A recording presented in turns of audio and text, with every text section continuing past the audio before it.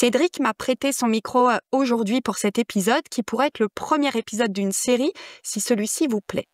Au quotidien, je suis le bras droit de Cédric chez Outils du Manager, mais j'ai aussi la mission de vous accompagner, vous qui nous écoutez, dirigeants, managers, au travers de nos formations, des accompagnements en entreprise et au sein du Ciel, la communauté des intrapreneurs et des entrepreneurs libres. Je suis donc le témoin chaque jour de vos parcours, de vos évolutions, de vos difficultés et de vos résultats. Et je crois qu'il y a un vrai intérêt à vous partager ces histoires. Je vous propose donc de répondre à la question « En vrai, c'est quoi diriger ?» ou « En vrai, c'est quoi manager ?» Mais je ne serai pas seule. Je vous présenterai des dirigeants, des cadres, des managers, leurs doutes, leurs déclics, leurs décisions, leur vrai chemin. Des récits de terrain, de tête et de cœur, des voix qui parlent juste, sans leçon, sans posture, pour ceux qui tiennent la barre au quotidien et qui veulent progresser sans se perdre. Aujourd'hui, je vous embarque avec moi dans l'histoire de Guillaume. À 52 ans, Guillaume a changé de job. Pas pour aller plus haut, mais pour aller juste là où il doit être. Ce qu'il pensait être une suite logique de carrière a pris finalement une autre tournure, un déclic en 2019, un aléa de santé en 2022, puis une opportunité saisie fin 2023. Et ce qu'il croyait être du leadership s'est révélé finalement être du contrôle. Il a appris à lâcher, à écouter, à structurer autrement, et il va raconter ici, sans filtre, comment on peut changer son management, puis devenir dirigeant pour de vrai, sans créer son entreprise. Il n'est jamais trop tard. Et c'est finalement beaucoup mieux. Ça, c'est peut-être la conclusion. Bonjour Guillaume. Bonjour Adélie. Eh ben, je suis ravie de t'accueillir pour ce premier épisode, en tout cas le premier en solo pour moi. Et je te propose qu'on parcourt un petit peu ton histoire et on va commencer tout de suite dans le dur par cette phase, ce jour où en fait ça s'est arrêté, où ton corps a dit stop et finalement tout de suite ça t'a imposé l'introspection. Est-ce que tu peux nous raconter peut-être avant finalement à quoi ressemblait ta vie, ton poste, ton management finalement jusqu'à ce moment de l'arrêt? Alors bonjour à tous. Ouais, plusieurs étapes. 2022, effectivement, j'ai un pépin de santé que je vois pas venir, qui me bloque pendant 1 mois et demi. D'abord urgence, hôpital, convalescence et 2022, ça vient 3 ans après un premier déclic qui était le déclic du manager. Et donc j'avais déjà cheminé sur mon management, testé beaucoup de choses, mais cet arrêt-là, il me permet de me dire, alors je regarde quelques séries Netflix et puis après je vais faire un bilan de compétences et ce bilan de compétences, il me permet de mettre sur pause et de faire un rewind, un retour arrière sur tout ce qui m'était arrivé. Donc en fait, ce moment-là, il est d'une grande richesse parce qu'il me permet vraiment de regarder en arrière. D'accord, donc ça, c'est le moment où ça s'est arrêté. Et est-ce que Ouais. tu peux nous dire, parce que moi, je te connais bien, mais les auditeurs ne te connaissent pas, c'était quoi ton poste? C'était quoi l'entreprise? Enfin, ce que tu as envie d'en dire. Et puis, voilà, comment tu manageais à ce moment-là, finalement, avant cette phase? Alors, pour parler de ma carrière, oui, j'ai fait 25 ans dans un groupe de distribution, où j'étais très heureux, où je me suis épanoui, où j'ai grandi et j'ai été depuis 10 ans, directeur commercial avec une équipe, de 35 personnes, dans lequel avec 2 phases, parce que j'ai eu une première phase où j'ai vraiment managé de façon très, très directive et très, top down, On y avec reviendra voilà, là-dessus. on y reviendra avec les Ouais. modèles que j'avais. Une phase à partir de 2019 où je découvre Outils du Manager et où je change radicalement et je fais plein de tests avec, plein d'erreurs, mais en tout cas, je change mon management et en 2022, je me dis: «Mais j'ai fait tout ça et pourtant il y a un truc qui me finalement, il y a quand même un truc qui me manque, quoi». Il y a quand même, et ce moment de pause me dit: «Tu as amélioré ton management, tu as changé ta façon de voir les choses, tu as changé ton organisation et pourtant il y a quand même un truc qui te remplit pas complètement et qui donne Ok, pas la vision du coup d'après». d'accord, ok.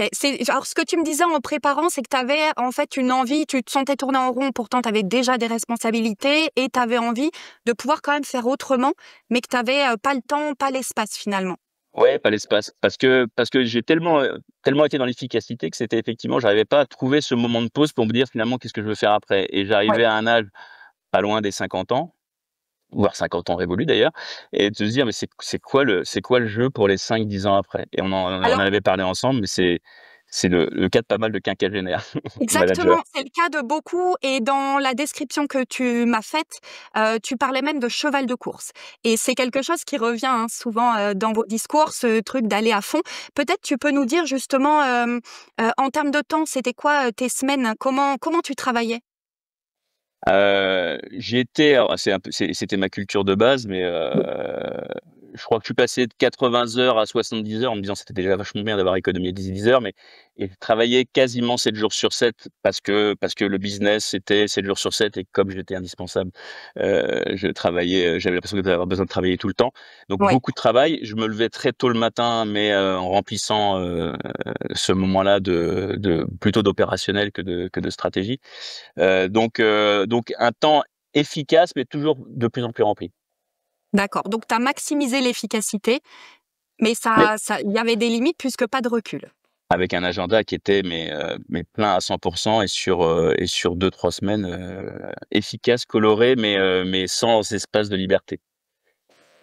Et alors, il y a un moment où finalement, tu as été alité. Est-ce que tu veux nous en parler? C'était quoi ce déclic de santé? Qu'est-ce qui s'est passé pour toi?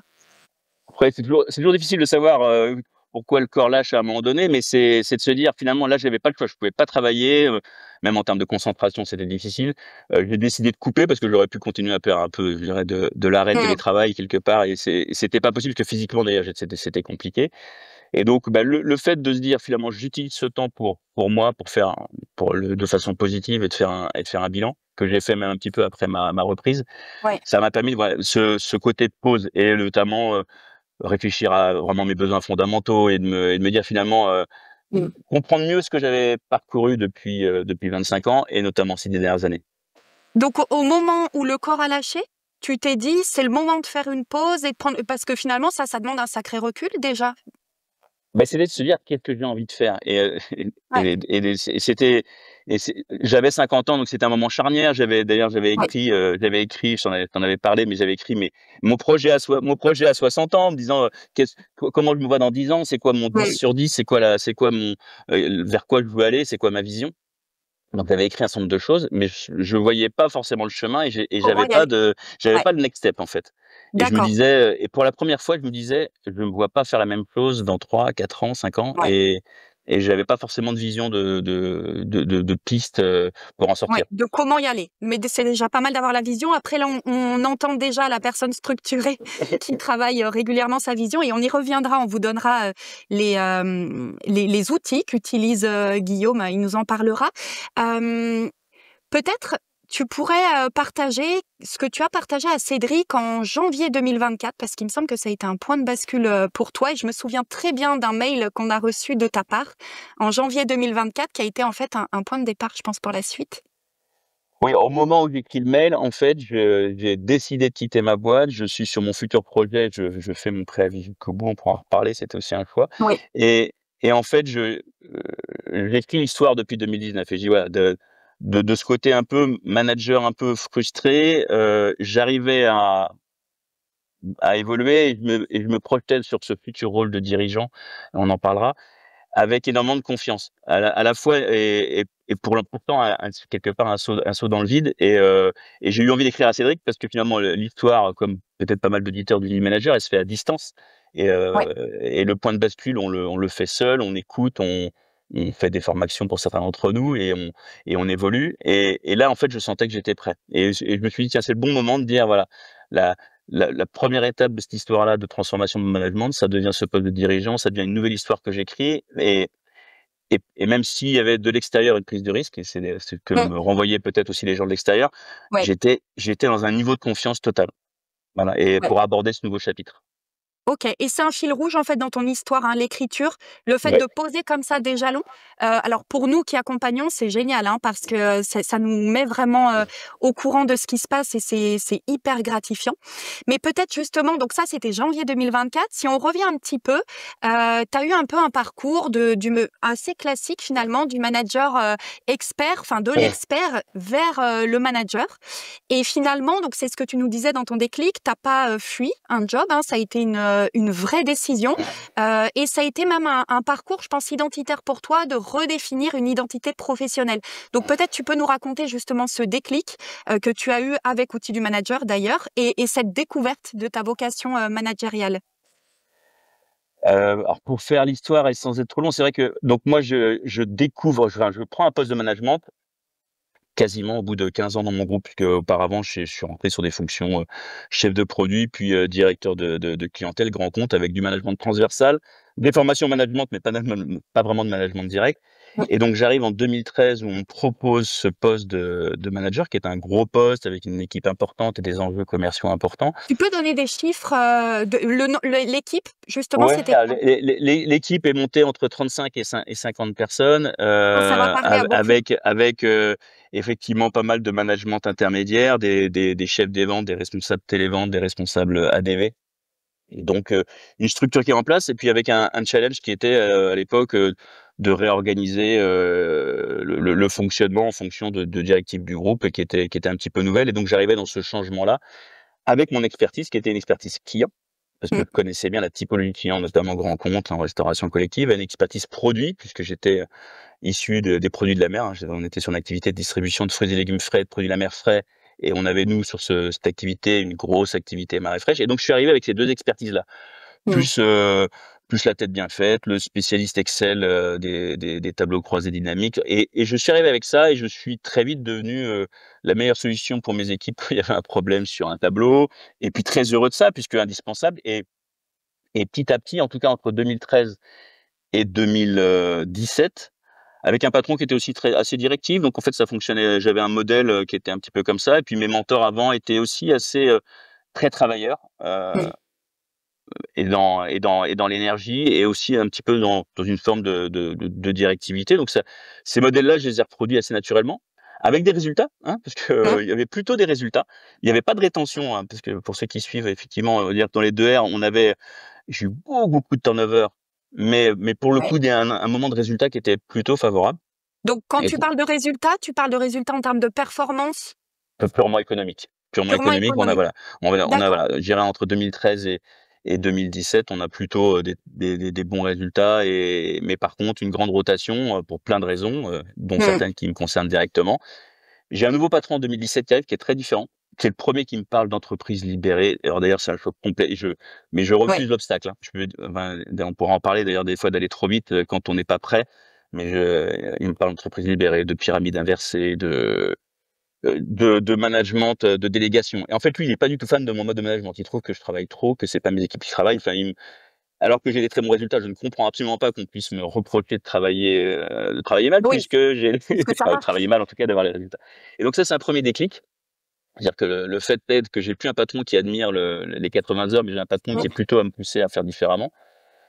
Donc ça, c'est un premier déclic. Et puis des sujets d'organisation, des résultats qui sont un peu plus difficiles. Et finalement, je me rends compte aussi, j'ai un collègue qui travaille avec moi, qui travaille beaucoup moins que moi en termes de quantité, mais par contre qui est beaucoup plus en connexion avec les équipes.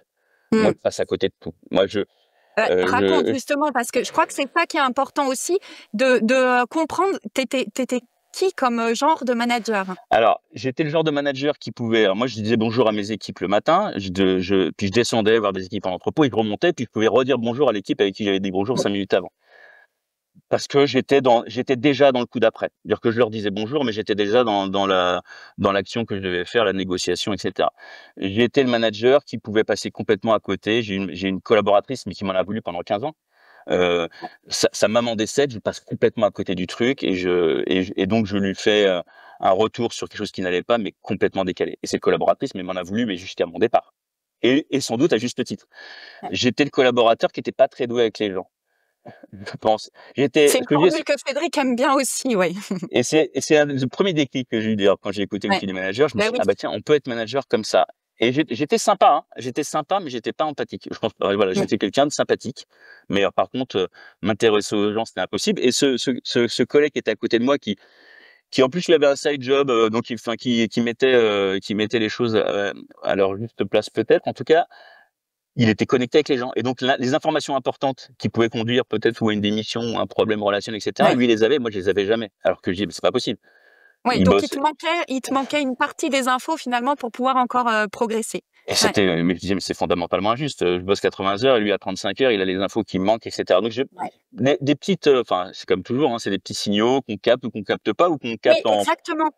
Exactement, c'est ce que j'allais te demander, les signaux faibles, parce qu'en fait, bah, j'imagine quand même en travaillant 80 heures par semaine que côté privé, ça a pu aussi avoir des impacts, par exemple. Donc tu as parlé de ta santé, mais malgré c'est tout, compliqué. Je fais pas trop de sport. Alors je fais du sport par à coup, mais je fais pas trop de sport. ouais. Heu bah, j'ai 3 enfants, donc il faut s'occuper des enfants, mais bon, j'ai une femme qui bosse énormément aussi, donc on a, bah, compliqué de trouver l'équilibre, bon, même si on le trouve et puis, loisirs finalement pas trop parce que c'est compliqué de faire autre chose Oui. et donc on tourne autour finalement, du boulot et du dodo quand même assez Ouais. facilement.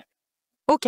Donc tu as un manager sympathique, très organisé, qui a de bons résultats, économiques, et pourtant tu sens que tu passes, quand même à côté de quelque chose. Qu'est-ce qui se passe en fait entre ce moment-là, cette prise de conscience et puis finalement le saut où à 52 ans, tu quittes tout, tu prends ce risque qui est quand même un risque réel, tu étais confortable, et tu prends, le risque de vivre ce changement qu'on sait, inconfortable. Donc qu'est-ce qui s'est passé entre les 2? Bah, entre 2019 déjà et puis 2023, donc je me forme, je change mon management, en plus avec quelque part un N+1 qui est plutôt favorable à ça et je sens des effets. En fait, dans les one to one que je commence à mettre en place, j'ai des vrais premiers plaisirs de manager. En fait, OK. avant, j'avais un plaisir à avoir du résultat sur un tableau de bord où, j'étais en performance vert et là, je commence à avoir du plaisir sur des collaborateurs, à me dire: «Ah bah, telle collaboratrice, elle est en train de grandir, tel Ouais. collaborateur me remercie parce que je» donc j'ai des succès ou des résultats qui sont plus exactement les mêmes. Donc il y a des Heu, résultats humains. Là, tu nous il y a parlais de bon, résultats voilà, économiques et est-ce que donc tu as des résultats humains et qui impactent, les résultats économiques ou, est-ce que qui tu veux impacte les aller résultats économiques, mais dans un contexte où avec du plus et du moins, parce qu'effectivement, il y a des choses ouais, qui marchent bien, puis d'autres qui marchent moins bien, mais en tout cas, je me rends compte des résultats. Alors le problème du 1 à 1, c'est que j'aime tellement ça, que c'est qu'au bout d'un moment, même mes oui, N-2 qui ont du mal à les faire, je commence à les faire à leur place parce que je me dis que oui, tu as je vais le parlé déjà d'une équipe de 35 personnes donc, alors comment et au départ, je dirais la structure, théorique, c'est j'avais un management à peu près intermédiaire à 6-7 personnes. d'accord. Mais pour plein de raisons, dans lesquelles je me laisse embarquer, je finis par manager des N-2, et donc je me Mmh. retrouve à manager 12-13 personnes et puis comme le 1 à 1, c'est merveilleux et puis je me dis: «Mais ah, je vais le faire mieux qu'eux» et puis peut-être que tel L'expert. voilà, expert, même là-dessus expert, ouais et le collaborateur qui est peut-être c'est un petit peu difficile à manager. Comme c'est difficile, je vais te simplifier la vie, cette partie-là, je te la prends, Mmh. comme ça va te libérer parce que on manage aussi des managers et puis on a envie des fois de les aider donc de simplifier leur travail et puis, bah, comme le 1 à 1, c'est compliqué des fois avec des collaborateurs qui sont pour plein de raisons, difficiles à manager avec les guillemets qu'on peut y mettre, bah, je fais à leur place. Mais sauf que 12-13 1 à 1 de 30 minutes chaque semaine, ça finit par remplir beaucoup l'agenda et donc Effectivement. on passe de: «Je découvre un à un, j'ai des résultats, c'est efficace, c'est génial» à trop de temps pour le management. Oui, oui. On a récemment d'ailleurs, une personne dans le ciel dont c'est le sujet exactement qui est à cette phase-là, des bons résultats et sauf qu'au bout d'un moment, bah, l'équipe a grossi, les responsabilités augmentent et cetera et donc ça bloque et en fait, tu t'es mis toi-même, tu as créé toi-même, en fait, le système qui te bloque. On crée sa prison. Et d'ailleurs, c'est intéressant sur le fait que moi, j'ai eu beaucoup de temps à entendre, je pense que ça a été dit dans Outils du manager avant, mais moi, j'ai 50 au moins 50 de mon temps en management à cette époque-là et je me dis: «C'est très bien, je suis manager, 50 de mon temps en management» et à un moment donné, j'entends il faut 10 15 max. Puis, bon, je réécoute, il y a une erreur, c'est pas possible.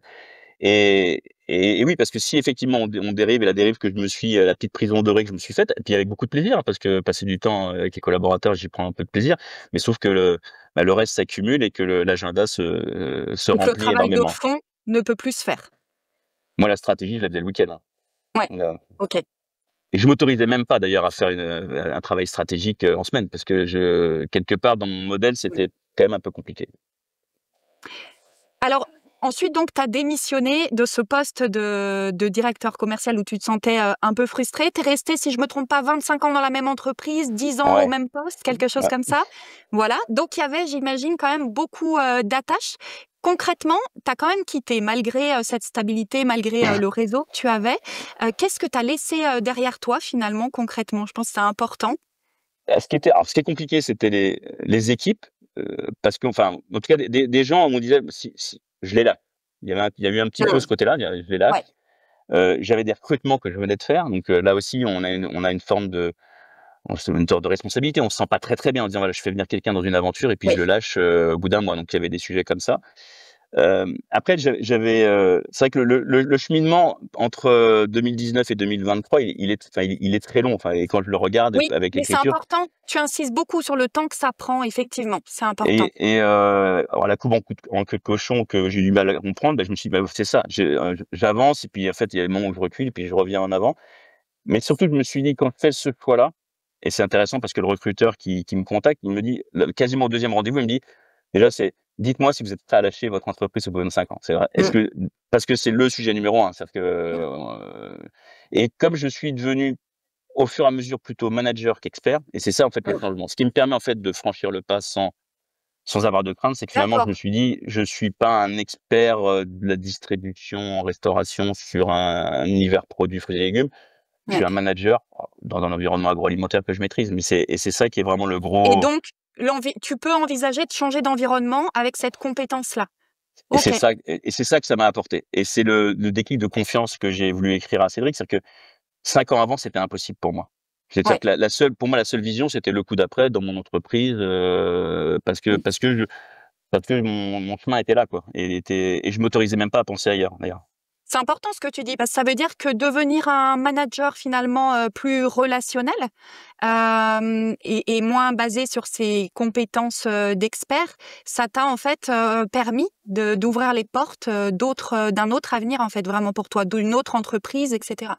Beh, en fait, c'est la partie qu'on peut le plus dupliquer, en fait, parce Ouais, que le fonctionnement humain et quand j'ai démarré mes 1 à 1 dans mon nouvelle fonction, j'ai vu les mêmes plaisirs de début de 1 à 1, les ouais, mêmes freins pour certains collaborateurs, la même efficacité immédiate pour d'autres et cetera ouais. et tout le travail que j'avais fait avant pouvait se réaliser dans cette nouvelle aventure. Ouais, ça, on va en reparler des débuts. Je pense que c'est intéressant ton parcours sur cette prise de poste. Mais ce qui m'intéresserait aussi de savoir, c'est quelles ont été les réactions autour de toi? Parce que j'imagine quand même qu'il y a des choses dures dans un passage comme ça, déjà personnellement, de faire un tel changement, mais pour l'entourage aussi certainement. Alors déjà, j'avais un soutien personnel, ce qui était quand même très important, Effectivement. de mon épouse et qui était à 200 avec moi parce que le projet lui paraissait clair. Ce qui est assez rigolo, alors j'ai fait ce choix de quitter au bout de 25 ans, j'ai démissionné, Mmh. j'ai pas pris voilà, j'ai plein de collègues qui m'ont dit: «Mais fais une rupture conventionnelle, faut prendre de l'argent». Enfin, il y a et je pense Ouais, c'est une obsession du moment, c'est de se dire: quitter une entreprise après 25 ans, sans quelque chose, sans récupérer une sorte de pécule qu'on mériterait, ouais. c'est difficile. Et moi j'ai voulu faire j'ai fait en fait, j'ai fait une fin comme je voulais.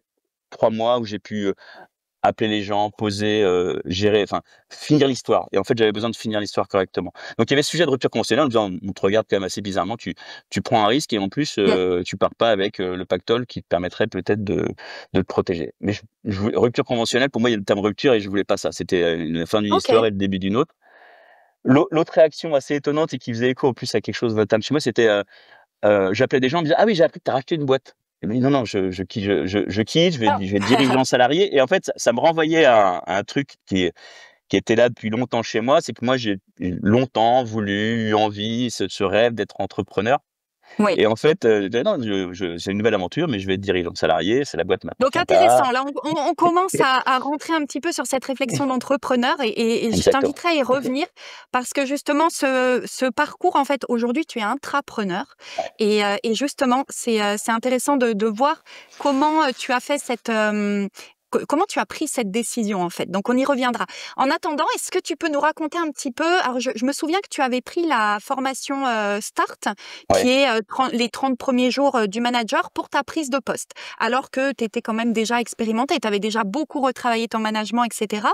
Mais à l'époque, tu voulais travailler, je me souviens très bien parce que tu as été un élève très assidu et tu voulais travailler le changement de posture, et de la structure de ton quotidien. Donc ça, je veux bien que tu nous racontes un petit peu ce qui Ah, s'est passé. la véritable histoire, c'est que quand je prends la formation Start, d'abord, je la prends par erreur. Je la prends parce que j'ai un collaborateur dans mon ancienne fonction que je recrute en me disant: «Ah bah, ça va lui servir, ça va me Ah! servir pour son accueil» et donc OK.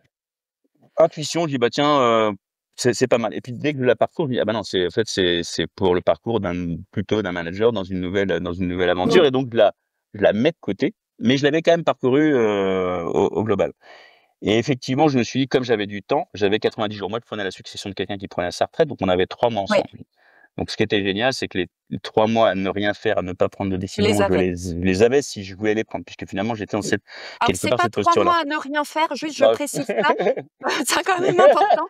À la prise de poste dans la méthode START, c'est vrai qu'on propose en fait un plan d'action bien particulier des 90 jours, sans prendre de décision qui, impacterait finalement, Exactement. toute la suite de l'histoire, dans cette prise de poste.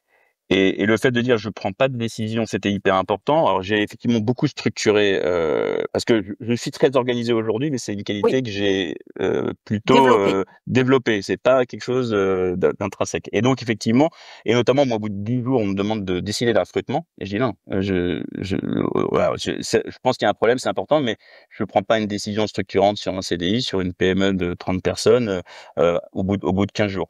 Et oui et dans tout le travail que j'ai fait aussi avec mon PDG Mmh. je dirais de retour d'informations, de création de confiance, de boîte à idées, heu, en fait le process start sur une prise de poste, il est assez extraordinaire. Moi, j'ai vraiment fait un pas à pas pour me dire: «Voilà, j'ai plein d'idées», parce que j'avais évidemment plein d'idées, plein de choses que je voulais faire Comme j'ai souvent en prise et de voilà, poste. Mmh. je les glisse dans une boîte et le nombre d'idées effectivement, que j'ai rayées en me disant: «Mais ça c'est une fausse bonne idée», au bout d'un mois, au bout de 2 mois, au bout de 3 mois, Mmh. ça a été très important et à la fin, effectivement, mon rapport d'étonnement était, très riche et en fait, Oui. cette période start m'a permis d'avoir une feuille de route dès le départ, très, très claire, avec plein de choses que j'ai gardées, puisque, je faisais du journaling, mais je l'ai fait vraiment de façon, Bah, quotidienne. peut-être tu peux nous donner un petit peu les étapes qui t'ont semblé importantes, toi, dans cette prise de poste et peut-être qu'est-ce qui t'a surpris comme, comme résultat justement? Puisque tu avais déjà, pris des postes et cetera, là, qu'est-ce qui a été différent? Bah, la grosse différence, c'est quand on prend des postes en interne dans une boîte dans laquelle on est resté 25 ans, c'est très différent d'une nouvelle Oui, entreprise bien sûr. qu'on peut découvrir. La chose numéro un, c'est de créer la confiance avec les collaborateurs et donc le fait de se poser, d'écouter beaucoup les gens, de leur montrer qu'on on prend en compte leur sujet, mais qu'on n'est pas dans la décision immédiate. Moi, Oui, il y avait une forme d'inquiétude, hein, dans une entreprise où, il y a un DG depuis presque 40 ans, effectivement un changement de oui, passer philosophie, après.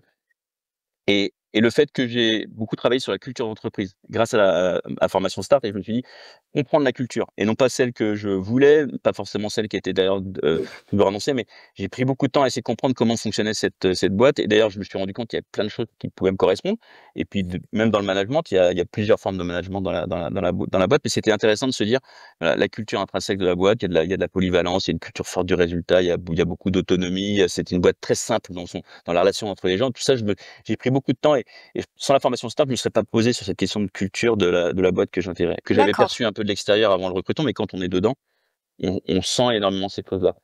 Et donc, je suis arrivé à la fin de ces périodes de 3 mois où je dis: «Voilà, la culture de la boîte telle que j'ai, c'est ça et les choses que je peux faire évoluer, mais sans la trahir parce qu'elle a plus de 100 ans d'histoire et donc Oui, j'arrive avec un héritage et en plus des résultats qui sont bons, hein. Je suis pas arrivé dans une situation qui était, une situation difficile en termes de résultats, donc il faut pérenniser les résultats, maintenir la culture tout en la faisant évoluer, en mettant cette dose peut-être de un peu de liberté, d'autonomie, dans le fonctionnement et puis un cadre managérial qui existait peut-être un peu moins oui, et donc ça, c'est très fort et la relation aussi avec l'N+1 est importante, oui et que tu as heu, conservé d'ailleurs parce que là, peut-être complètement. tu peux nous dire, c'est quoi la photo là, ça fait combien de temps d'ailleurs cette prise de poste du coup? Ça va faire 16 mois que je suis dans la Ça boutique, va faire 16 mois. voilà, je boucle 16 mon mois premier après. exercice.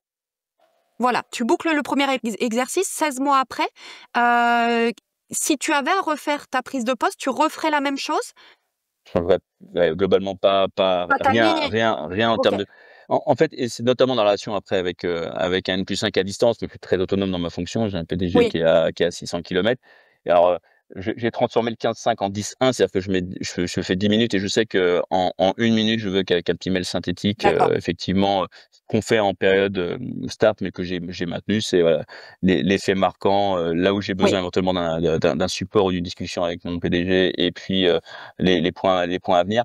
Cette routine-là, je l'ai gardée d'accord. et ce que j'ai mis du temps à comprendre, mais voilà, c'est toutes ces routines, toutes ces contraintes, c'est ça qui crée de la liberté, en fait. C'est-à-dire que dès lors qu'on donne Ouais, beaucoup de visibilité en permanence, alors à la fois à ses collaborateurs, mais aussi à son PDG, ça mène beaucoup de liberté parce la personne sait où vous allez. mmh, Personne n'est dans le doute.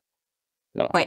On le fait à la fois Tout pour à fait. soi et on le fait pour la Tu personne amènes la qui clarté, d'ailleurs, qui exactement. était, me semble-t-il, ton mot de l'année, Exactement. cette année. Tu nous en reparleras peut-être. Alors, j'aimerais bien qu'on aborde un sujet qui me semble, important et que tu oses aborder, donc je trouve ça chouette. Le fait de travailler, en fait, sur l'ego. Oui. Tu es passé enfin, aujourd'hui, tu peux dire que tu as un management qui est, sobre et qui est structuré, mais ça a pas toujours été le cas. Tu as décidé justement de faire autrement, avec moins de contrôle, plus de clarté et de travailler, ton ego et tu m'avais même dit, je crois, en ces termes, accepter de ne plus briller. Ouais. Donc ça, je veux bien que tu reviennes sur ce côté un peu chaud, dont tu avais besoin Oui. et qui a évolué. Si tu veux bien nous en parler, comment ça fonctionne maintenant? Pardon, mais c'est vrai que c'est rigolo que dans le travail personnel qu'on peut faire, alors notamment à travers un bilan de compétences, on fait aussi un travail des fois sur soi, sur l'enfant qu'on a été. Et Oui. globalement, l'enfant qu'on a été, c'est l'homme qu'on devient, et puis c'est des fois le manager qu'on est. Donc, moi, je suis quelqu'un de gentil, de sociable, j'aime bien, enfin, je suis assez hédoniste, et puis je suis assez orgueilleux, je suis assez égocentré. C'est comme ça, c'est fait Mmh. partie de ce que je suis. Et effectivement, dans le travail, alors moi, j'ai fait des formations sur la mise en page des présentations. Voilà, donc de faire des PowerPoint attractifs, des réunions Ouais. attractives. Sauf comme je suis un petit peu jaune, ça se transformait aussi en moment de plaisir et de choses. C'est-à-dire que, dans mon ancienne boîte, alors oui, on me disait: «Ah, tes présentations, c'est génial», mais je nourrissais avec ça aussi mon besoin de show et pas forcément l'intention qui était de dire, l'intention, c'est quand même à un moment donné de dire voilà où est-ce qu'on est, où est-ce qu'on veut aller, éventuellement de faire participer les équipes. C'était mes moments de show à moi. Et donc je me suis dit: Un «Bon, peu ta c'est bien», scène. un peu ma scène. Voilà. Alors ce qui fait que depuis 2019-2020, je fais du théâtre à côté. Je Mmh. nourris ce besoin de briller et de créativité à travers, du théâtre, de l'impro, de la scène, parce que c'est important pour moi. Mais à un moment donné, ce besoin de briller dans une réunion, il sert pas en fait le sujet. Et à quel moment, toi, bah, tu as compris, en fait, à quel moment tu as été placé face à cet ego, finalement contre-productif et comment tu as fait pour lâcher ça? Bah, déjà, je le nourris ailleurs. Le fait de le Ouais. nourrir ailleurs, c'est important. Donc, ça fait 6-7 ans que je fais de l'impro aujourd'hui et donc, Mmh. le fait d'être sur scène, de nourrir ça, c'est important. L'impro, c'est un travail Oui. aussi beaucoup sur, l'intention, pourquoi on fait les choses et donc, c'est intéressant de trouver dans sa vie privée des choses qui nourrissent des besoins fondamentaux et on nourrit pas tous les besoins fondamentaux. En tout cas, moi, c'est ce Non, que je c'est me sûr. suis dit dans la vie professionnelle et on parlera après Et peut-être c'est normal. entrepreneur, Mmh. intrapreneur, mais j'ai fini par séparer les choses, mais ça a été un long cheminement et à la fin, je me suis dit: «Bah, finalement, dans mon job, il faut que je sois une sorte enfin, beaucoup plus sobre, enfin, une sorte de sobriété un peu plus exigeante pour éviter de me perdre». Alors que j'avais tendance à mélanger ce côté créatif pour, nourrir un peu tous mes besoins, dans ma vie Ouais, professionnelle. Mais dès lors que j'ai un peu plus limité mon cadre pro et mon cadre perso en termes de d'accord. mieux réparti, ça m'a permis de me dire à un moment donné, bah, dans mon cadre pro, je peux être beaucoup plus sobre, sympa, jovial et cetera, mais plus sobre dans une présentation. L'intention, c'est qu'effectivement, on passe des messages, qu'on arrive à échanger avec l'équipe et pas forcément de faire rire, de faire sourire, et de briller sur la scène. Et en même temps, tu avais en parallèle, structuré un système de management et cetera. Donc ça a Ouais. probablement aussi, pu jouer puisque tu avais une façon, de manager et du coup par une méthode. Tout ça se met en Voilà, route en c'est même en temps. parallèle, je pense, ouais. Le système d'organisation, sur lequel on finit par, être un peu excessif et revenir Ouais. à quelque chose de plus normé, le 1 à 1 sur lequel on dit: «C'est génial», mais on finit par aller un petit peu trop loin pour en faire trop large, les réunions qu'on rend plus qualitatives et dynamiques, mais sur Ouais. lesquelles on se trompe des fois un peu de sujet. Donc il y a toujours un petit retour en arrière et un calage par rapport à ses propres, défauts. Aujourd'hui, tu as un système qui fonctionne. Qu'est-ce qui t'a montré que c'est quoi les preuves, en fait? Qu'est-ce qui t'a montré que ce système, il fonctionne? Comment tu as su que là, OK, tu as un système qui marche? C'est des montées en compétences de collaborateurs très rapides. D'accord. Heu, c'est des collaborateurs qui eux-mêmes, font de la délégation. Mmh. Il y a des feedbacks enfin dans le système de 1 à 1 sur lequel alors moi mon défaut, alors je pense que je parle beaucoup, je et Tant donc mieux, tu es effectivement là aujourd'hui. en one to one, moi je me suis réécrit, j'ai ma petite fiche de one to one où je dis: «Ne rien dire» et j'ai vraiment ce quart d'heure où je m'oblige à rien dire et alors le défaut vers lequel je penche, c'est d'interrompre et en fait, j'ai vraiment c'est vraiment écrit pour dire: «N'interromps pas, n'interromps pas, n'interromps pas» et je dis d'ailleurs aux collaborateurs, je te laisse parler, je te laisse Mmh. défiler parce que souvent les collaborateurs ont des questions, hein, déjà moi je pense de ce côté-là, mais des fois on m'interroge, je dis: «OK, je prends ton point, mais je te laisse aller jusqu'au bout». Hem et quand on sent les collaborateurs finalement s'épanouir là et les problèmes se régler sans soi en fait. Il y a Les énormément de problèmes se problèmes réglaient sans soi. Ouais, et OK. et ça permet aujourd'hui, moi je sens aujourd'hui que j'ai beaucoup de temps pour choisir pour les balles qui arrivent quand c'est pas prévu. Parce que dans un job de Mmh. dirigeant ou de manager, ce qui est génial, c'est quand on arrive à traiter ce qui vient sur la tête et qui est pas prévu, quoi. Et là aujourd'hui, en fait, Ouais, je suis bien installé, enfin, en fond de cours, ouais. et je suis pas pressé par la balle. Voilà, j'ai le temps de gérer de l'imprévu, et c'est là-dessus qu'on m'attend. Et Oui, pour quelqu'un qui avait un agenda plein à 80 heures, c'est pas mal. voilà. C'est pas mal du tout, effectivement. Alors, tu nous as dit tout à l'heure que tu as finalement accepté d'être intrapreneur, donc je veux bien qu'on revienne là-dessus, parce que tu avais ce fantasme, comme beaucoup, hein, on en voit aussi dans le Ouais. ciel, des personnes qui ont ce fantasme qui va peut-être se réaliser d'ailleurs, hein, parfois, d'être entrepreneur. Mais chez toi, il y a eu une vraie distinction, que tu as eu à faire entre cette envie d'être entrepreneur et finalement, le mode de vie. Ouais. Hem Finalement, est-ce que tu peux nous expliquer ce cheminement et qu'est-ce que aujourd'hui l'intrapreneuriat te permet que peut-être l'entrepreneuriat ne te permettrait pas? Alors, c'est rigolo, en 98, quand je rentre dans mon groupe, il y a des petits dossiers à l'époque, et on m'a redonné le dossier, 25 ans après, quand je suis parti, mon dossier d'entrée. D'entrée, je dis: «Bah, je rêve d'être directeur commercial à moyen terme et à long terme, chef d'entreprise». Ouais, Donc quand je suis parti, j'ai dit: «Bah, bon, directeur commercial, je l'ai fait, puis chef d'entreprise, je vais un peu le faire», ce un peu, ouais, qui était ce nouveau rôle de dirigeant. Hem, En fait, je me suis vraiment rendu compte que moi, j'avais besoin de segmenter, ma vision perso et ma vision pro. Je sais que quelquefois, notamment, Cédric peut je crois que l'entrepreneur, il y a un truc très unique où quelque part le pro et le perso, se mélangent un petit peu, et moi, je crois que fondamentalement, j'ai besoin d'avoir deux aspects, et je l'ai dit un petit peu sur le côté briller, moi, ouais, j'ai besoin de faire du théâtre, j'ai besoin de faire, mes 3 heures d'impro par semaine, de faire de la scène, éventuellement d'être sur un projet théâtral, et cetera. J'ai besoin de ça, et j'ai besoin de ça, j'ai besoin de faire du sport, j'ai besoin de ma famille, et de l'autre côté, ma vision pro, elle est j'ai besoin d'organiser, j'ai besoin de monter des projets, mais le fait d'avoir la de de partager le risque, financier finalement, parce on oui. porte un projet, on n'a pas ce risque financier sur la tête, on met pas all-in, ce qui est quand même peut-être un petit peu le côté entrepreneur. Fondamentalement, je pense que je ne suis pas comme ça. Mais j'ai mis beaucoup de temps à le comprendre et à accepter ça, parce Et que à l'accepter, ouais. et notamment, plus on écoute, j'écoute des podcasts, et cetera, et on voit des gens entrepreneurs qui nous font rêver. En fait, mes modèles étaient des entrepreneurs. Je dis: «Mais Oui.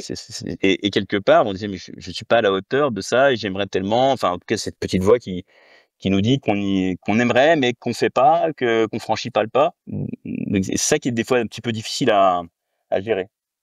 Et accepter que finalement, on peut ne pas être entrepreneur, mais être un très bon intrapreneur, ce que tu es, je pense, aujourd'hui. C'est quoi être un très bon intrapreneur? C'est, c'est d'arriver à, je pense qu'il y a c'est l'équilibre qu'on arrive à trouver, dans la fonction par rapport à la fiche de mission qu'on a, et en fait, c'est toujours intéressant de reprendre à chaque fois sa fiche de mission, et dans ses routines hebdomadaires, de se dire: Mmh. «Mais finalement, qu'est-ce qu'on attend de moi?» Et en fait, c'est d'être sur ce qu'on attend de soi, mais pas d'aller au-delà, et je pense que c'est la différence. L'entrepreneur, il vit son entreprise, il crée sa valeur avec la valeur de son entreprise. Nous, on est de passage, on apporte sa valeur travail, mais il faut réussir à délimiter, son champ d'action, et pas aller trop loin. Après, dans mon rôle de dirigeant, bah, c'est d'organiser, c'est de répondre à ce qu'attend mon groupe, hein, effectivement, et d'ailleurs plutôt, un résultat en fin d'année, c'est assez clair. Hem, mais après, il y a réussir sa vie de dirigeant ou d'intrapreneur à ses yeux, à soi. Moi, c'est Oui, effectivement, bien sûr. c'est se réaliser, c'est nourrir mes besoins fondamentaux à titre professionnel, à titre financier, et après, ça il se trouve que quand on fait ça, en général, on voit qu'on est assez épanoui, et le regard des autres finalement, évolue, et puis on n'entend plus cette musique de: «Ah, tu es pas chef d'entreprise, ah, la boîte n'est pas à toi», et cetera. Des choses qu'on entend Un quand on a alignement que tu décris. Ouais, quand Ouais, on a une petite frustration, finalement, on entend beaucoup les petits messages qui font c'est vrai. écho à ses propres, douleurs, avec tous les guillemets qu'on peut y mettre, et finalement, c'est de se sentir à sa place. Et je dis: «Voilà, aujourd'hui, je suis là où je dois être, et je me sens à ma place, et j'ai aucun doute par rapport à ça, et je me projette sur l'avenir dans cette mission-là, sans me poser de Alors, questions». La question de la place, c'est une bonne transition parce que c'est souvent une thématique qui revient chez les dirigeants du ciel dont tu fais partie depuis un certain temps justement, on va en parler.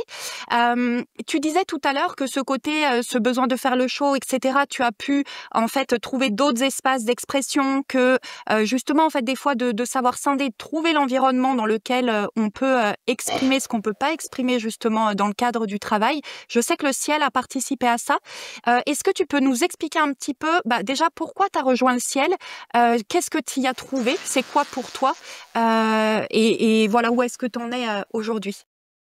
Alors j'entends parler du ciel à travers Outils du Manager et c'est vrai qu'il y a ça met cette petite frustration en disant: «Ah il y a un truc pour au départ pour les entrepreneurs et puis, tu pas Oui, entrepreneur, tu acceptes pas ça» et effectivement quand Cédric commence à dire: «Bah, voilà, on va ouvrir le ciel aux intrapreneurs», je pense que je suis un des premiers à intégrer, oui, le ciel dans cette tout à démarche-là fait. et je me dis: «Bah, je vais les côtoyer, ces fameux entrepreneurs qui me font rêver et puis, je vais pouvoir échanger et puis j'arrive dans un moment où je sais que je vais avoir un an avec des montagnes russes et que ça va être, forcément il y aura des moments, compliqués. Donc je me dis finalement d'avoir cet appui de pairs, de gens qui vivent Mmh, ce monde de l'entrepreneuriat ou du management d'entreprise, ça va m'aider et ça me permet de me dire voilà, j'ai cette, alors pas cette bouée, mais en tout cas ce support possible à tout moment, de mmh, coaching individuel, de coaching collectif, de partage d'expérience qui va m'aider. Et donc ouais.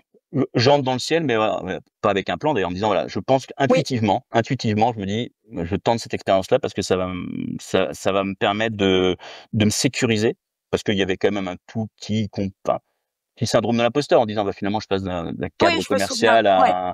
à dirigeant. Est-ce que je vais savoir faire?» Assez vite d'ailleurs, moi, je pense que quand on endosse un costume, très vite, le costume fait le métier. Enfin, Mmh, il y a quelque chose d'assez étonnant là-dedans et je pense qu'il faut pas hésiter à franchir le pas. S'il y a un message que je peux passer, il faut le syndrome de l'imposteur que les femmes et les hommes ont oui. parfois, il faut le mettre de côté et puis dans le ciel, au bout d'un moment, ce qui est très intéressant, c'est de se dire: «On partage les mêmes valeurs» et ce qui est très difficile dans le monde de Un l'entreprise, cadre commun. Mmh, on a un référentiel commun. Moi, j'avais plein de collègues que j'appréciais, mais qui, dans leur fonctionnement managérial, étaient mais à 10 000 lieues des mmh, principes du ciel, avec de l'efficacité d'ailleurs et que je remets pas en cause, mais le 1 à 1, c'était lunaire, la ouais. confiance, c'était lunaire, enfin et donc c'est quand même toujours difficile de parler de ces problématiques dès lors qu'on n'a Oui. pas un cadre commun. Alors un cadre commun qui est juste pour préciser là-dessus, qui est quand même basé sur donc l'évolution, du rôle du dirigeant et de l'entreprise par le management. Ça, Ouais, c'est quand même, voilà, un mmh, point fondamental dans le ciel et pourtant, on a une très grande diversité de profils. Et justement, donc toi, tu parlais d'agroalimentaire, par exemple, mais on a de l'industrie, on a mmh. du service, on a du médical, on a tout un tas, de profils et justement des dirigeants et des cadres dirigeants et c'est assez rigolo d'ailleurs parce que tu disais, toi, tu es venu pour, t'inspirer, te faire inspirer par les dirigeants. Puis il se trouve que en réalité, tu inspires aussi des dirigeants de par ton rôle. Donc ça, je trouve que c'est quand même assez rigolo finalement. C'est rigolo et c'est vrai que je m'étais dit dans cette fameuse, vision à 10 ans, dans un des messages que je m'étais écrit, j'ai envie d'être inspiré et inspirant Ouais. et là aussi c'est difficile parce que, dans la vie de tous les jours et avec des amis proches, on nous sollicite pas vraiment, on nous sollicite pour des enfin Oui, pour ses problèmes, mais on n'est pas là pour conseiller ses amis, on est là pour les appuyer. Parfois il y a un peu de frustration, on aimerait, jouer un peu ce rôle, ou ouais. d'inspirer ou de coacher avec beaucoup de guillemets, mais c'est pas notre rôle dans la vie personnelle et puis on n'a pas toujours les mêmes référentiels. Alors que là, quand on est en groupe de pairs, on nous demande notre avis et c'est le Oui. fait d'avoir des gens qui ont besoin d'avoir, 6-7 visions différentes avec les parcours qu'on peut avoir et qui à chaque fois et parfois on se dit: «Ah là je pense que je l'ai aidé. Je pense que je l'ai aidé avec ce moment de parcours, Et parce c'est sûr, que» on le voit d'ailleurs, dans toutes les sessions, hein. Pour ceux qui connaissent pas, les groupes de pairs, c'est un processus de coaching en co-développement. Donc en fait, on a une personne qui pose une problématique et nous, on fait des groupes de 8, donc on a 7 autres personnes qui sont là pour clarifier et pour apporter de la ressource finalement, à celui qui a sa problématique et il ressort toutes les fois avec, de la clarté, un plan d'action, et voilà, y ça a beaucoup d'effets et notamment un effet miroir d'ailleurs chez ceux qui participent et un toujours. des effets miroirs là pour toi, ça a été vraiment ça parce que tu m'avais dit: «J'ai eu un gain de légitimité, de clarté et cetera», donc ça a fait partie, je pense, de ton évolution aussi.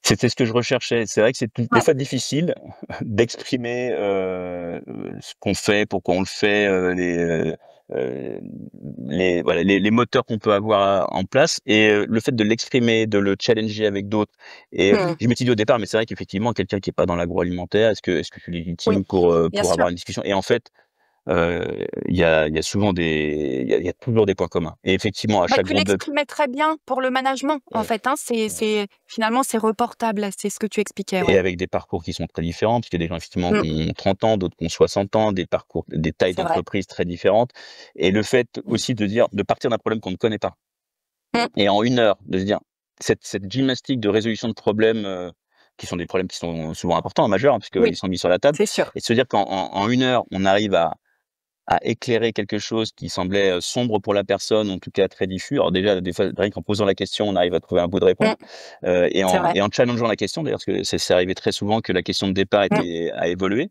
mmh, et c'est très rassurant parce que c'est-à-dire que nous-mêmes dans notre propre problématique managériale ou dirigeante, moi je me disais souvent: «Bah, là je vois pas la solution, mais en 1 heure je peux la trouver. Si je la pose oui, vraiment, si je pose vraiment les choses et si éventuellement je fais appel à un groupe de pairs». Je l'ai fait une fois pour ma part oui, pour un sujet, sur lequel je voulais avoir une vue 360 et j'ai eu deux trois pistes qui étaient clés et qui étaient à la fois évidentes, une fois oui. qu'on C'est les souvent le voit, cas, c'est vrai. Mmh, sauf que pour le coup, je les avais pas mis en œuvre. ouais. Donc ces clés-là, elles sont très riches.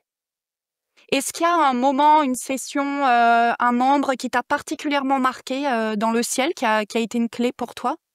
Alors il y a 2 choses, il y a un membre qui je l'appelais Fabien, mais qui avec qui Ouais, on a, quand on se rend compte qu'on a une culture commune, on a lu les mêmes ouais. livres, qu'on est passé par les mêmes difficultés ou les mêmes questionnements, c'est assez passionnant de voir, de discuter. Alors on a ces moments qu'on appelle des apéros live, où on se retrouve des fois Je vous dans ai des petits connecté groupes, voilà, souvent, on se connecte, sans le le vouloir. hasard Ouais, fait qu'on se connecte c'est vrai, à 2 c'est ou à drôle. 3 et c'est vraiment intéressant de voir des parcours, à la fois très différents, mais avec des parallèles, des points communs hyper importants et donc on a comme on s'inspire des mêmes choses, on a lu des fois les mêmes livres, Oui.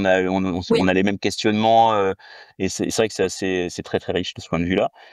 Et puis le premier groupe de pairs où j'ai eu le sentiment d'apporter quelque chose parce que, Mmh. alors c'était un Il est sujet important ce sur les style-là, ouais. réseaux, avec quelqu'un qui se posait des questions sur le réseautage et ce qu'il devait faire et je me suis là senti à l'aise. Alors ça a mis un petit peu de temps parce que je pense il y a une partie d'observation au début, mais je veux dire, voilà, je Ouais, suis légitime pour dire, voilà, ma conviction, elle était qu'il fallait sur cette partie réseau prendre beaucoup de plaisir parce que c'était la ouais. seule façon d'agir et le sentiment de faire cette petite lumière pour la personne qui Mmh l'écoute. mh. C'est un gros travail sur la légitimité, effectivement. Qu'est-ce que, concrètement pour toi, tu dirais, si tu résumes, qu'est-ce que ça a changé pour toi, dans ta façon d'aborder ce rôle de dirigeant? De rejoindre ce collectif, du ciel? J'ai bouclé la boucle sur le côté entrepreneur, intrapreneur. Déjà, je me Ouais, j'ai ouais, mieux très compris de important. l'intérieur et en disant finalement il y a pas de différence Mmh. dans une partie du quotidien, il y a pas de différence. Peut-être que dans la Ouais, vision globale, finalement, les gens qui sont entrepreneurs, pour moi et c'est ma vision aujourd'hui, mais elle est peut-être un peu plus, unique alors qu'aujourd'hui, on réussit à séparer. Mais le fait de résoudre des problèmes en permanence, qui sont des problèmes dits complexes, difficiles et de les résoudre finalement, en tout cas d'avancer. On résout pas tout et à 100 mais d'arriver à bien sûr. débloquer des situations, c'est très rassurant. Le fait d'avoir aussi des lives qui sont toujours très inspirants, que ce soit sur des sujets de CRM et des sujets aussi très, pratico-pratiques. Complètement. On a eu un live sur, du management d'équipe, logistique par exemple, qui est un sujet Ouais. sur lequel j'ai besoin de maturer et d'entendre et de poser des questions en direct à des gens qui le vivent dans des grandes Mmh. entreprises. Ça c'est passionnant. Ça donne accès entre guillemets à ouvrir le champ des possibles et ça Ouais. c'est une richesse incroyable. Voilà.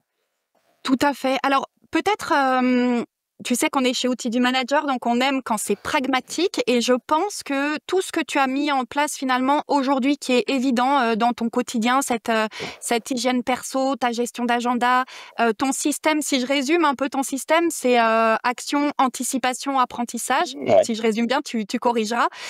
Et aujourd'hui, tu disais: «J'ai le sentiment d'être à ma place». Donc je pense que il y en a beaucoup, hein, qui doivent pouvoir avoir envie, d'arriver là. Donc est-ce que tu peux peut-être, nous dire qu'est-ce qui aujourd'hui n'est plus négociable pour toi, justement dans ton système?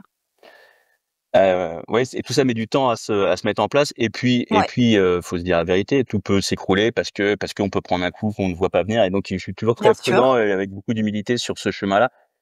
le gros sujet sur lequel j'ai avancé, sur lequel je ne transige plus, c'est le journaling. C'est-à-dire que j'écris tous les jours. Moi, Ouais, j'ai un petit carnet, il est tout petit et c'est une page. Alors je fais pas des romans, hein, mais c'est toujours une page où et c'est très intéressant parce que quand je reviens en arrière, je me dis: «Oh», je dis: «En ce moment, tout va bien» et puis quand je reviens en arrière sur le carnet, je dis: «Ah bah, à tel moment, j'ai eu un moment de stress». En fait, le journaling, il permet ouais.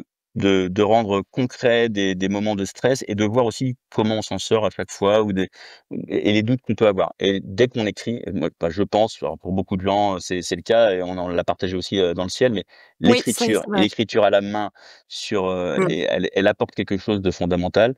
Et après le fait d'écrire, ça permet d'ancrer, les outils qui sont importants pour moi. Alors moi, les accords Toltec, c'est important, mais j'écris en permanence. Quand j'ai un doute, je reviens toujours à l'écriture pour me dire: «Bah, voilà, je sais qu'il faut que je fasse du sport, que c'est pas négociable et que, Mmh. heu et je et je peux pas avoir une routine du matin si, à un moment donné, j'ai pas fait un minimum de choses, une routine de semaine sur laquelle j'ai pas équilibré ça».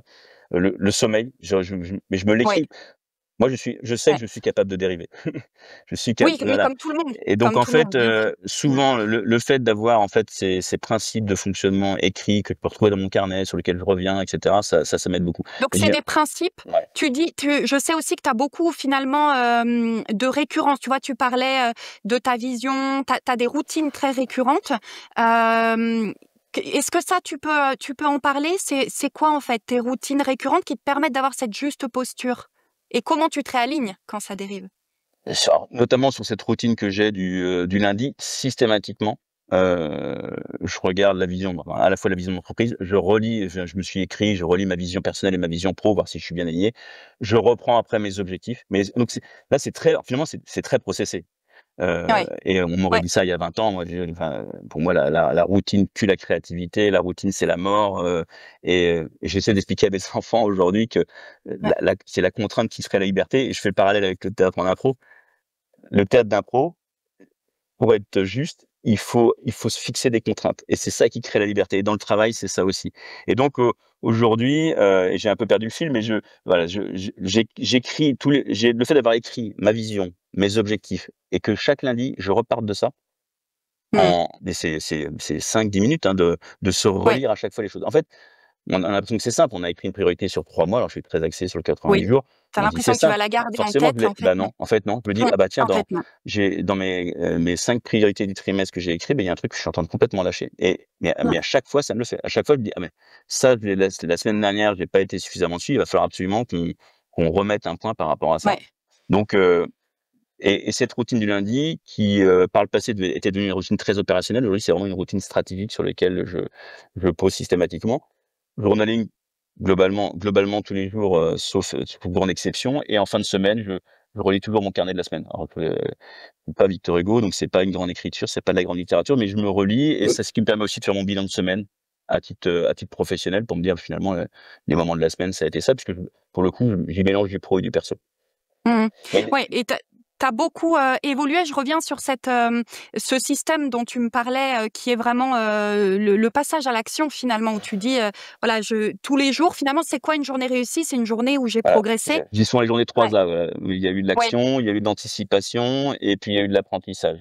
ouais, Voilà et la partie apprentissage, si je peux donner un tips, une des choses qui était très frustrante pour moi quand j'écoutais, notamment le podcast de Cédric, mais d'autres, c'est qu'on parlait de mettons Nassim Taleb, génial. J'ai ouais. acheté le bouquin de Nassim Taleb, je l'ai ouvert, je l'ai refermé, je l'ai ouvert, je l'ai refermé, impossible pour moi. C'est pas j'ai pas le niveau, je lisais pas suffisamment pour ça.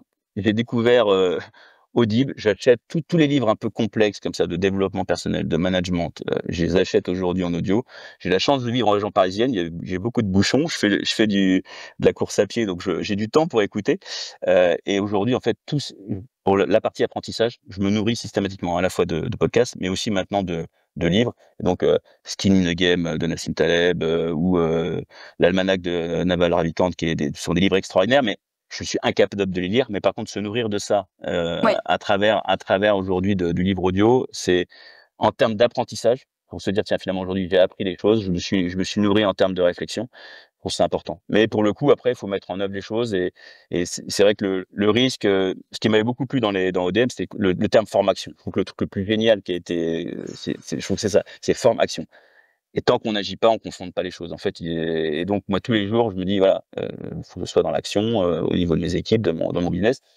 Ouais. Et après, prendre le temps, à travers effectivement un livre audio dans les bouchons ou un running, d'écouter, de réfléchir, de confronter ses idées et puis d'alimenter sa vision du moment.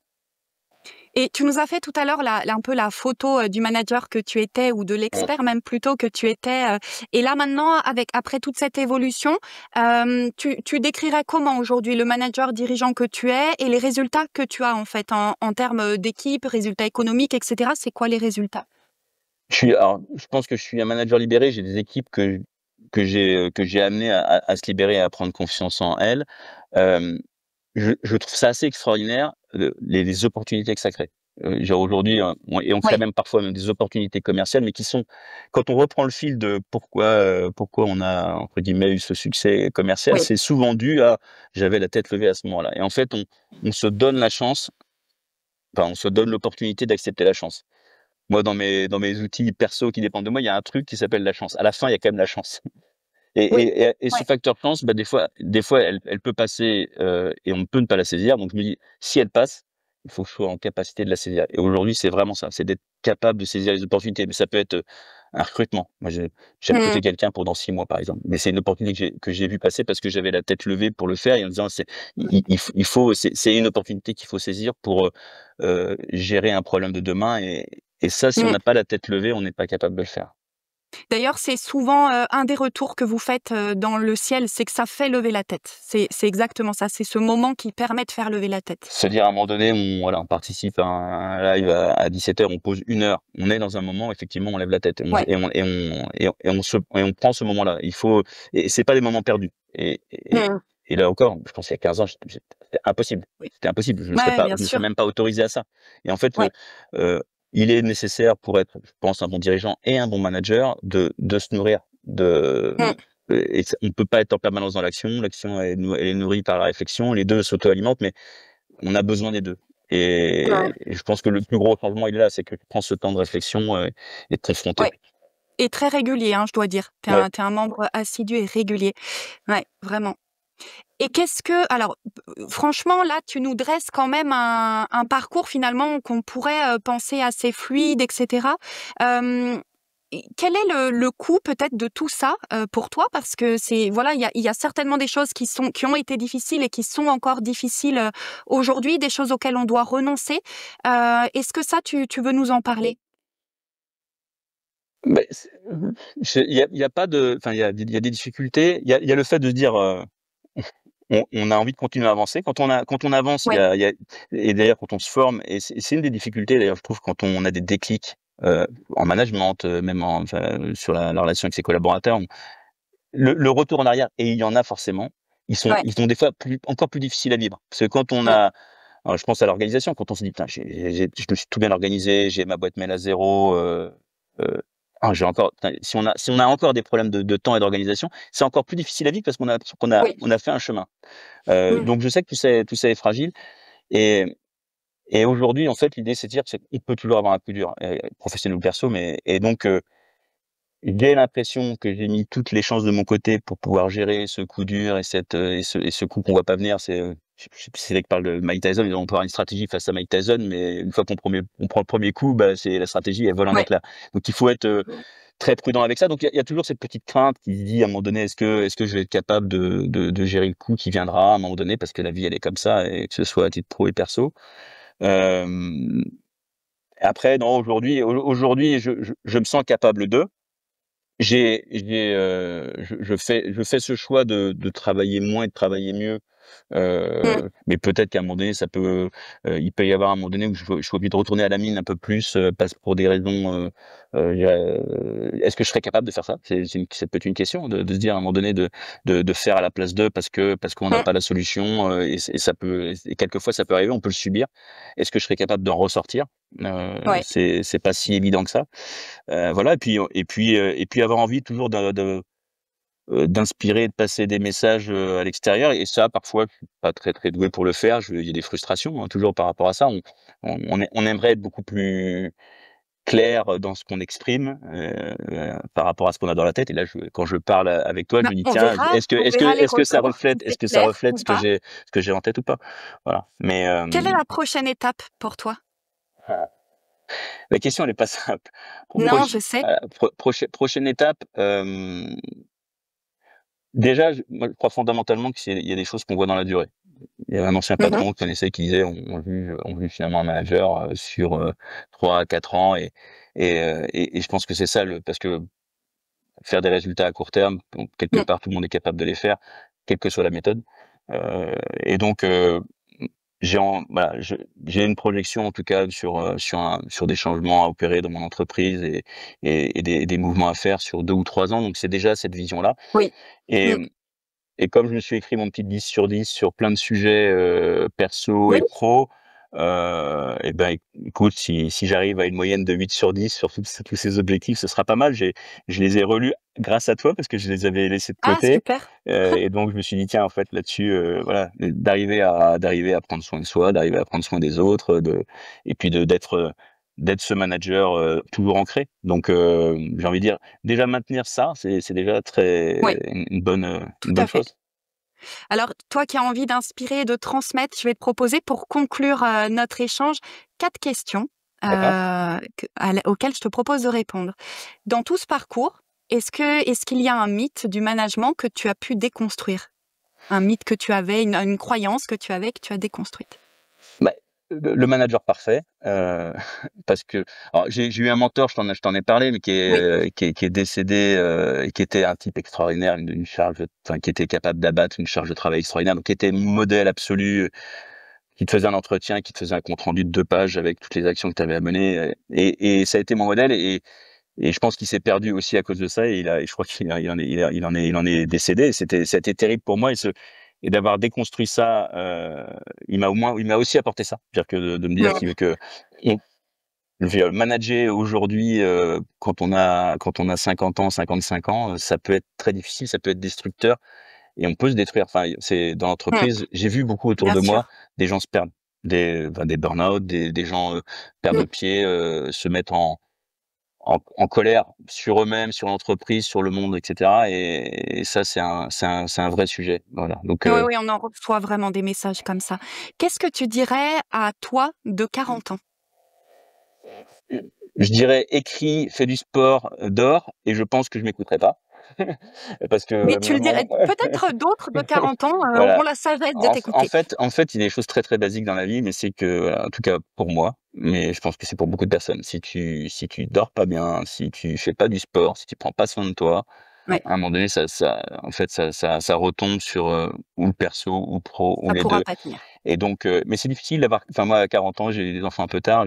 Quand on a 40 ans, qu'on est en pleine dedans dans sa carrière, qu'on a des jeunes Mmh. enfants, qu'on a une épouse qui travaille, qu'on essaie de tout faire, donner des conseils à quelqu'un de 40 ans, quand aujourd'hui c'est un peu plus facile parce que les enfants sont plus grands, et cetera, c'est difficile. Mais il faut Bien prendre sûr. soi, faut prendre soin de Mmh. soi, et voilà, enfin voilà, Mmh. enfin, faut C'est un s'aimer, message et l'histoire d'amour qu'on a avec important. soi-même, elle dure toute la vie, et une entreprise, notamment quand on est salarié, il faut trouver ce juste milieu entre Mmh. l'investissement et le fait de se brûler. Voilà, donc je dirais: te brûle Et pas. te brûle pas. Et qu'est-ce que tu dirais à quelqu'un, parce qu'il y en a aussi qui doutent, de tout changer justement à 50 ans pour différentes raisons, tu dirais quoi? Qui Entame hésite, quelqu'un qui hésite. entamer le changement, j'ai pas de regret de l'avoir fait au moment où je l'ai fait, parce que c'était sans doute le moment où j'étais prêt à le faire, mais on n'est jamais prêt. Mais comme dans tout, Mmh. hein, dans la vie, on n'est jamais prêt. Donc, faites-le, et je dis toujours, ouais, je me suis interrogé, c'était quoi le risque? Le risque, c'est que ça échoue et que je sois obligé de faire autre chose, et peut-être effectivement il y avait un petit risque financier, mais Mmh. il y a beaucoup plus de risques à ne rien faire qu'à oser ce changement-là. Bah, donc, j'ai envie de dire, faut basculer, et et puis si vous vous êtes formé, vous-même, si vous avez investi sur vous, en termes de développement, et cetera, c'est des fois plus facile de réaliser des changements en changeant aussi d'entreprise et D'environnement. Mmh. d'environnement. Il y a des choses qu'on a mis en place, mais quelquefois quand on est trop dans la casserole, ben, on n'a pas on met pas les choses en place, et c'est assez magique des fois de réaliser dans une autre entreprise ce qu'on a construit. On a Oui, fait du test and OK, learn, on a essayé dans une nouvelle, donc je dirais, oser, c'est un pas qu'il faut savoir franchir. Voilà. top. Un mot pour résumer, diriger en vrai, c'est? Si tu peux finir la phrase? Diriger en vrai, c'est aimer profondément son quotidien, aimer ses collaborateurs, Et pour moi, c'est rendre son entreprise fertile pour son environnement, c'est-à-dire faire grandir ses collaborateurs, ses partenaires fournisseurs et ses clients. Voilà. Donc, être Merci fertile. beaucoup. Merci beaucoup, Guillaume, pour cet échange. C'était hyper intéressant. Je te remercie. Je pense que ça en inspirera d'autres. On va leur demander de nous envoyer un petit message si c'est le cas. Changer de posture, finalement, c'est pas changer de métier, c'est se donner le droit d'être un dirigeant qui agit, mais surtout qui choisit. À 52 ans, pardon, Guillaume, toi, tu n'as pas tout recommencé, mais finalement, tu as repris les rênes et en choisissant comment tu voulais les tenir. Et c'est peut-être ça, finalement, diriger en vrai. Merci beaucoup, Guillaume. Je vous invite, ceux qui sont intéressés à rejoindre Guillaume, par exemple, dans le ciel, vous aurez un lien en description du podcast. Donc, n'hésitez pas à nous rejoindre. Et si vous avez envie d'un prochain épisode, pensez à mettre 5 étoiles sur votre application de podcast, à nous envoyer un petit mot, ça nous fera toujours plaisir. À bientôt. À bientôt.